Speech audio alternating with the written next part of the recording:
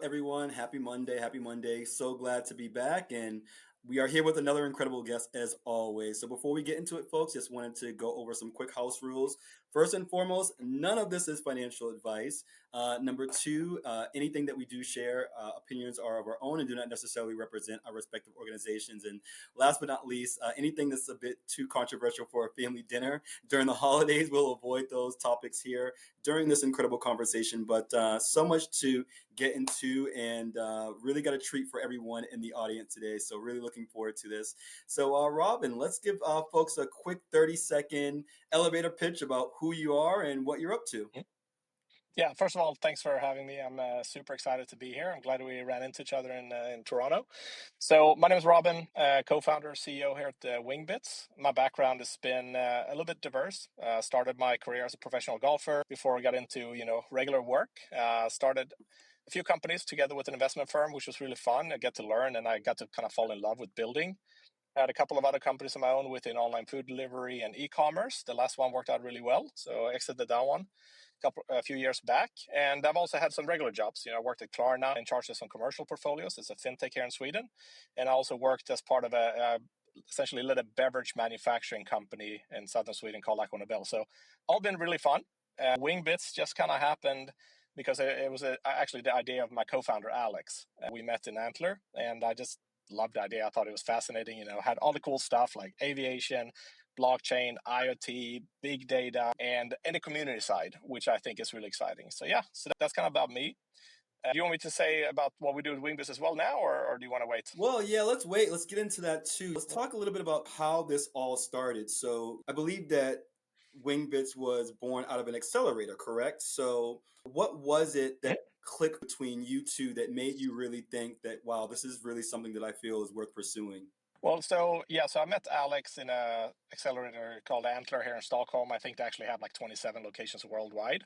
And just the reason why I joined Antler is because I moved back from the US to Sweden, didn't really have a network, and I just wanted to meet a bunch of cool people who wanted to build. And me and Alex actually met before the accelerator just for lunch, and I just really liked him. We complement each other really well from a personality level. And at first, when he talked about Wingbits, I was kind of like, I don't really understand this. Why is there a crypto aspect in it and all that? But then when he started kind of explaining to me how the industry worked and where the idea actually came from a podcast, it just made so much sense. And I felt like, okay, this idea makes sense. It's really interesting. But more importantly, if it doesn't work, me and Alice can build anything because like we just like clicked really well. He's obviously a super skilled engineer. My background is not engineering. So I think it was just like first and foremost like a personality fit and a skill fit. Nice. Help us understand a little bit about what you were doing prior to getting into this industry. I know that you worked in some really other cool companies, some really structured environments, obviously some that weren't so much. So, what was the difference before working in this space, and some of the lessons that you learned that made this transition a little bit easier for you? I'd say out of everything I've done work related, most of the stuff has been kind of stuff I've built or been part of building. So what I really like is a lot of flexibility and I like being part of many different pieces. Like so at Wingbits, I get to kind of wear all kinds of hats and I love learning new things so it never gets boring. But also I enjoy being able to, if you build a company, something is bad, and being in a position to actually say, okay, well, let's fix it. I really like that. When I worked at Klarna, for example, which is really cool company, it's massive, amazing people working there, I felt way more boxed in. Like, this is your Mm, role, you focus in here. But then I could see, well, what about this thing over here that needs improvement? And maybe the onboarding needs to be better. And then it's kind of like, well, it's hard to get things done. You have to play more of a political game. There's a lot of people involved, and I think that's essentially why I felt like while Klarna is a really cool company, it's just not for me. Like I've tried a couple of different jobs, like regular jobs, and both of them like within like 6 months, I'm just like can't do it. Like I'm just not a good fit. It gets really, really like monotone. interesting, interesting for sure. Yeah. Well, tell us a little bit more about Wingbits and what you guys are up to for the folks that may not be familiar at all with the aviation space and the problems that you're trying to tackle. So, for the folks that are totally unfamiliar, just bring us up to speed a little bit about what you're trying to achieve in the first place. So we're building a flight tracking network with essentially the main difference being an incentive model for the people collecting the data. And on the hardware side, on the infrastructure side, we have custom hardware that is more secure and has some other features that doesn't exist right now. And like how aviation works is that obviously very big industry, but if you go on any of the flight tracking apps, whether it be Flight Radar, Flight Aware, like those are all, they're all really great. But what people don't understand is that all that data is volunteer data. So you have a bunch of flight enthusiasts all around the world posting these antennas at their house or balcony or whatever, essentially receiving this radio signal that is being sent by all airplanes called ADS-B. And this data is regulated pretty much in every country. So any airplane flying through civilian airspace have to transmit this data. Mm. And this is a big industry, and it serves a lot of functions within the industry to actually aggregate this data. And we just thought, okay, well, these companies actually make a lot of money selling this data. It's, surely we can find a way to share this with the people collecting the data. And the only viable way we could figure out how to share something globally with the community was utilizing the blockchain, which is why we decided to do it. But yeah, so Fantastic. it's a super fun industry. There's a lot of applications that can be built on the data, and now with all the focus on AI, I'm sure this. We're doing some cool stuff ourselves. That's hopefully going to come out at some point. There's just a lot more coming. But then you also have, okay, well, you have aviation, then you have drones coming, and then you have the advanced air mobility segment with like flying taxi, flying cargo taking place. Well, who's going to manage all these vehicles? There has to be some infrastructure in place. And we think with our hardware, we can be in a better spot to function as infrastructure, essentially to manage all those moving objects in air. So in terms of, the team itself, I recall when we chatted that you said that conviction, matters more than skills when forming a team. So, what convinced you that this problem was the right one to really kind of go all in compared to all the other interesting things that you worked in from a tech aspect? I mean, I think like, and this is just my opinion, but I think if you start something, like you should start with like validating if it's an actual good idea, right? And while that's not foolproof all the time, you can at least do everything you can. So we talked to so many potential customers before actually really building it out. One, I thought it sounded fun, which is always easier working with something that's exciting. But then we talked to so many people from the industry, and we really felt like, okay, we actually have something here. We didn't, we still don't know exactly where, our narrow focus is long term, but at the base of it, we have very valuable data. Then you can sell the data, you can build things on the data, you can enrich the data. We just know that aggregating this data and selling it as step one is good. We're validating that already, and then we'll see where it takes from the future. But I just like honestly at this point, I feel like the only one that can screw this up is us. Yeah, for sure. Now, in terms of some of the kind of earlier versions of Wingbits, I believe that it was kind of basically just people building these devices at their home. And now Mhm. that you've sold thousands of these kind of purpose-built receivers, so how did this shift come about so quickly? And also, too, maybe Robin, elaborate a little bit more on just the kind of community of aviation beforehand, because I believe that you mentioned it seemed to be very volunteer based and more of kind of an aging population. So how can this technology maybe even change that kind of Mhm. dynamic or shift a little bit? Yeah, so on the first point, so we started with kind of like a build your own device type of model. Is mainly Raspberry Pis with it's called an SDR dongle, and then like an amplifier and an antenna, right? And we started that way because it was great. A lot of people have Raspberry Pis laying at home. A lot of people already track. Maybe they want to come track for us.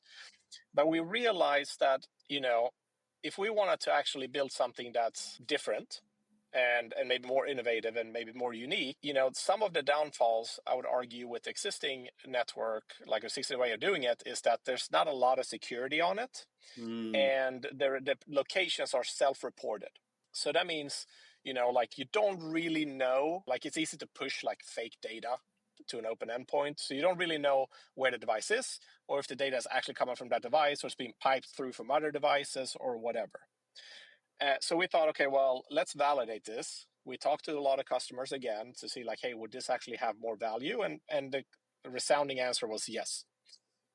We knew that this switch was going to be a little bit difficult because if I join a community on some terms and then the terms change, yeah. there's a lot of change management you have to take into consideration there. So what we decided to do was, okay, let's grandfather in all the build your own devices, but we need to figure out a way to secure them as much as we can. So we manufactured this GeoSigner dongle that has the GPS module and a cryptographic chip that can essentially open a secure connection to our backend. And we actually gave away 2,000 free dongles. So like we just realized like, okay, without the community, we would not be here at all. It's not fair to have them join on these terms and then ask them to buy more hardware all of a sudden. So we actually Yeah. gave them away for free. And I think that was absolutely the right thing to do. And then we set a essentially cutoff date, like after this date, you can no longer onboard these devices. And we moved over to the new devices manufactured by Hyfix. So I think we did a good job in change management. I think the community were appreciative of it. I think it's also from, if you have a community that's part of your business like we do, I think it's just really important to explain why you're doing things. Yeah. And not just say, hey, we're doing this. Like people are generally super, super helpful and understanding if you explain why and you actually done some due diligence on making that decision. So that went really well. So now it's about 50-50, build your own and the new ones in the network. But again, we have about 4,000 more devices coming on back order for these new ones. So it will outweigh the build your own by quite a lot. Wow. And on the second part of your question, about 7% of people in our network are like previous flight trackers. Everyone else is brand new.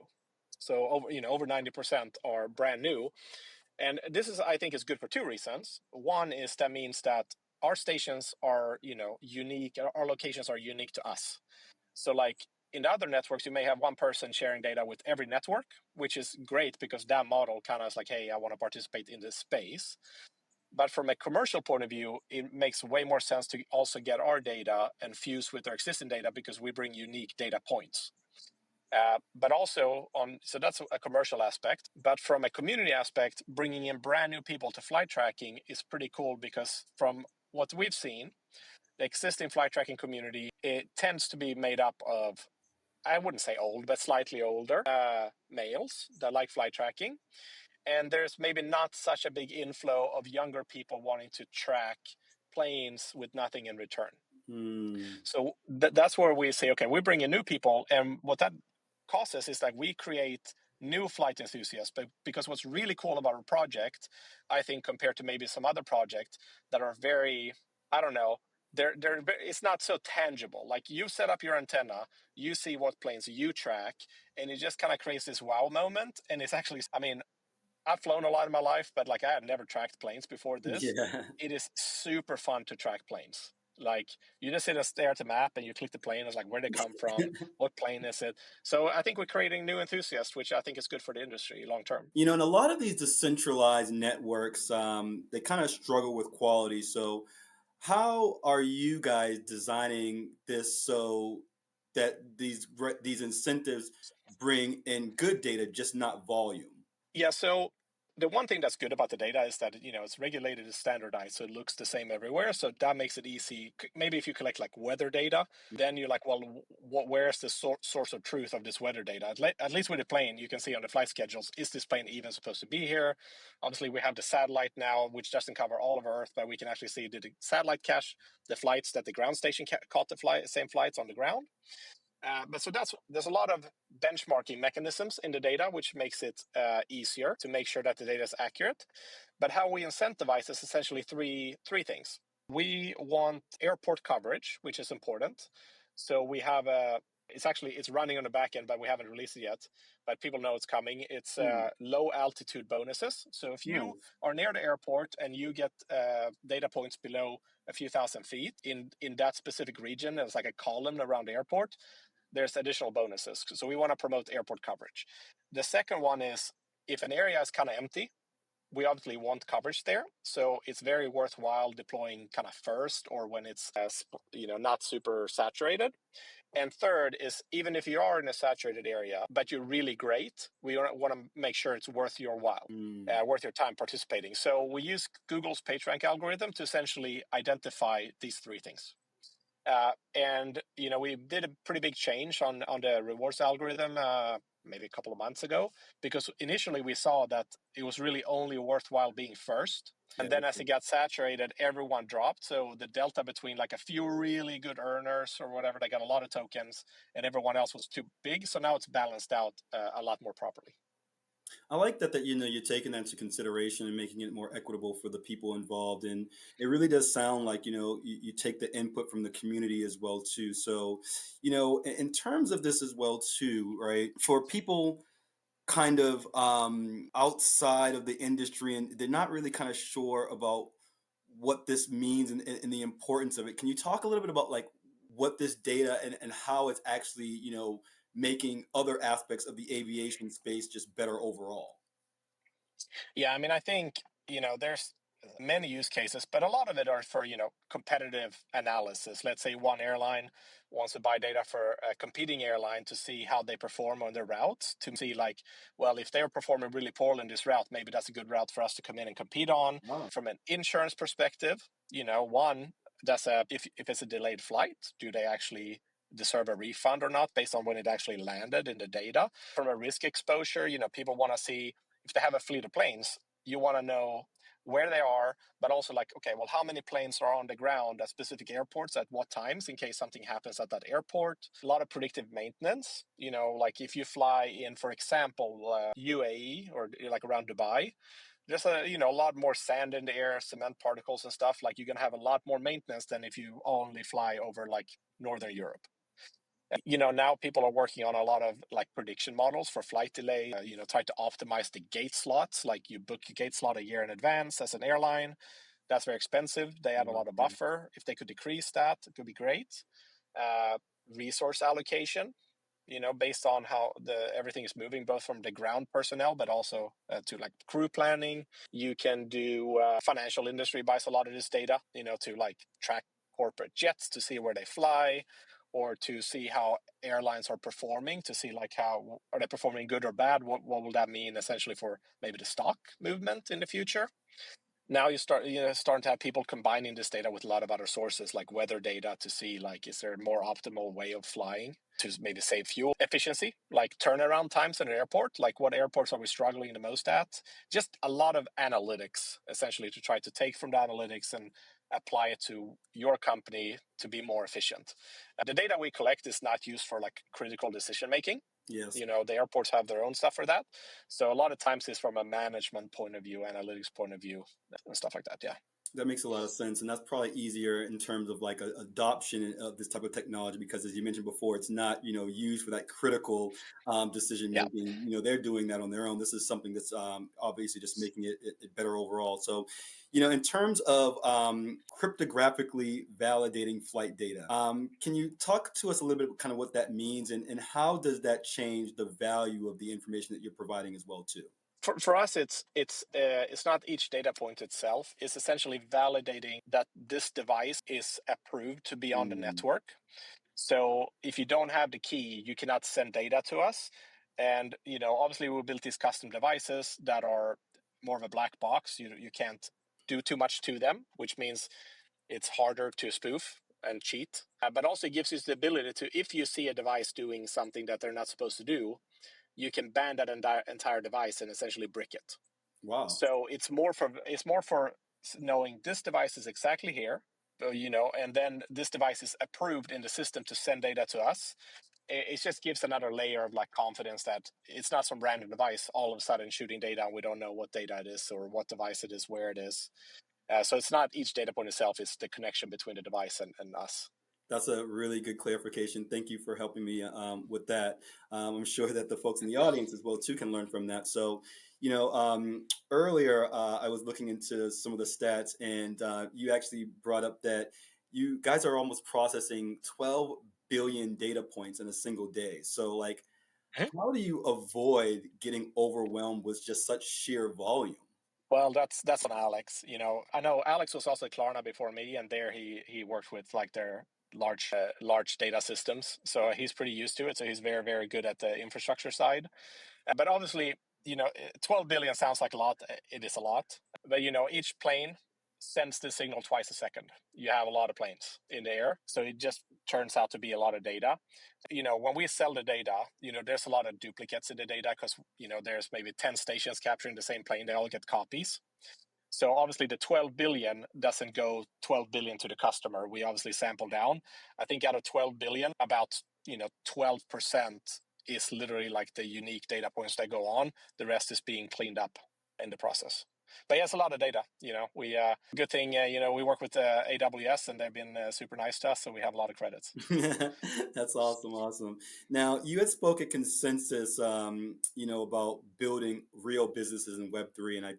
that's why I love, what you're building and some of these other really cool deep end projects. And I'll talk about some other kind of deep end projects as well too that you guys are partnering with as well too. But when it comes to building quote unquote a real business in Web3, what does that mean to you? And what does that look like in a space that feels often speculative? Yeah, it's this is my first time building in Web3, so it's definitely kind of a new world in a way. Obviously, now I'm getting more and more used to it. But I think maybe we chatted about it, but I think a lot of people, when they're in Web3 first, they approach it from like, I want to build a Web3 project, and then they build something, and then they try to like force it into a problem that doesn't exist. Mm, I think where you need to start is, here's a problem, and just sometimes the best solution to that problem is utilizing this technology, and then you should use it. So I think that's number one, because like the main missing piece of pretty much every crypto project is that there's no actual revenue coming in from outside Web3. A lot of, you have Web3 businesses that handle transactions and stuff like that. They make a lot of money. But with Deepin is essentially bridging the gap between Web3 and Web2. And getting that Web2 revenue into the Web3 side is usually the missing piece, why it's not sustainable long term. So to me, building a real business is like solving a real problem, generating real revenue from real customers, and you essentially use the blockchain for its power it has. Like you build the infrastructure, you can reward in a very good way. You have a lot of flexibility on incentives, but then you also have the transparency later on, yes. where it's like, okay, you can actually register the revenue on chain, so everyone can see, look, this is actually how much revenue is coming in based on the white paper. That could be a percentage of the total, and then you kind of know, you have more transparency. So yeah, so I mean, we're just trying to sell data, have real customers, and grow, and reward the community while we do it. It's so cool. It's so fantastic. Now in terms of partnerships, I'll kind of bring that back. So it's interesting. I found out about you guys when I was actually doing some research for another really cool deep end project called GeoNet. And I know that Hmm. you guys have a partnership and you're doing some other cool partnerships. So within this community, I love the collaborative aspect of Web3, and especially within DPIN. I mean, there's some really cool stuff going on out there. So, can you talk a little bit about some of those partnerships, Robin, and Hmm. how you're able to complement them or supplement them, or collectively overall make each other better? Yeah, so with GeoNet, we talked to them for a long time. We both have, Borderless as an investor, so we connected early on. But GeoNet has a real business. I mean, they're making, I think they're selling services for about $4 million a year, and they're growing quite quickly. Yeah, But where we saw the biggest synergy there is like, one, we have the same view on building a business, so that was a good start. Our values are aligned. But then it's also their proof of location is like on the millimeter level, both horizontally and vertically. And that was super important for us to have a really good proof of location for our devices, because it doesn't exist in the current networks. But then if you go fast forward into the future, well, our devices also have a drone receiver. We don't ingest it now or show it on a map, but we will track drones as well as planes. Well, drones will rely on GeoNet a lot for navigation as a fixed reference point.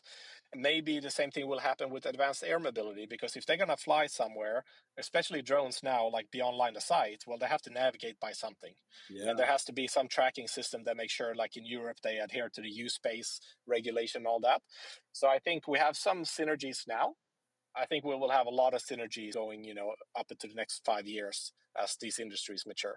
It's really cool. Like it makes me think about, like from the older school perspective, like the Jetsons, coming to some of these cartoons like Yeah. Futurama.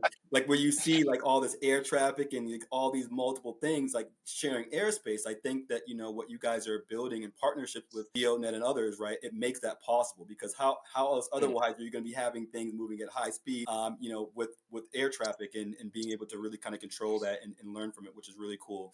So in terms of like money, right? That's It's really important to talk about this. So you guys raised over, I believe, 9 million from some pretty really cool crypto funds. Mhm. So, what did they see in Wingbits maybe that others didn't see? And what are people trying and starting to figure out about you guys now?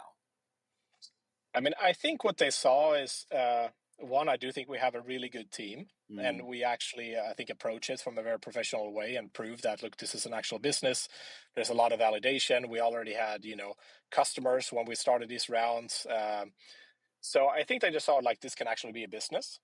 I'd say I think a lot of times, especially early on, VCs kind of bet on the team as well. Can this team execute? So I think we had a good track record.